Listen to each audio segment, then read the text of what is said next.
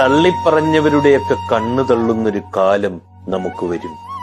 അന്ന് അവരായിരിക്കും ആദ്യം നമ്മുടെ അരികിൽ വരിക. തിരിഞ്ഞു നോക്കരുത്. സന്തോഷത്തിലും സങ്കടത്തിലും കൂടെ നിന്നവരെ മാത്രം ചേർത്ത് പിടിക്കുക. ചിലരുടെ ചോദ്യങ്ങൾക്ക് ഉത്തരം മൗനമായിരിക്കണം. ചിലരുടെ പ്രകോപനങ്ങൾക്ക് പ്രതികരിക്കാനേ പോകരുത്. ചിലരുടെ ദുരുദ്ദേശങ്ങൾക്ക് ശക്തമായ താക്കീത് നൽകണം. ജീവിക്കുക ഓരോ നിമിഷവും.